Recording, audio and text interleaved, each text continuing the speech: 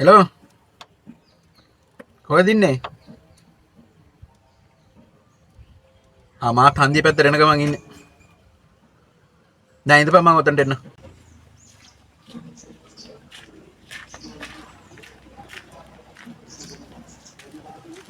මොකයි තත්ත්වේ?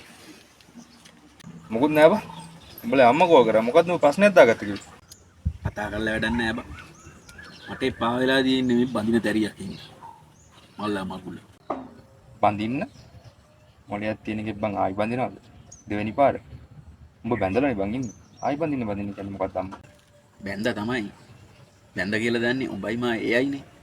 අම්මා දන්නේ නෑනේ බා. ඉතින් බං ඕක අම්මට කියපන්. එතකොට උඹ ඔය හොරෙන් බැඳ කියලා අවුලක් වෙන එකක් නෑ. අම්මත් තේරුම් ගනීපා. බැන්ද කියලා කියන්න පුළුවන් බං.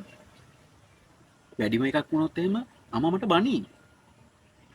එච්චර ලොකු කේස් එකක් වෙන්නේ නෑ ඒක. ඉතින් එහෙනම් මොකද්ද බං අවුල? කියලා දාපන් අම්මට. ඔය ප්‍රශ්න ඉවරයිනේ බං එතකොට. ඒක එච්චර අවුලක් නෑ බං. බැන්ද කියලා කියන්නත් පුළුවන්. ඒක අවුලකුත් නෑ. කොහොමද බං හිත හදාගෙන අම්මගේ ලේලි අම්මට වැඩිමල් කියන්නේ? උඹ එතකොට ආච්චි කෙනෙක්ද බැන්දේ?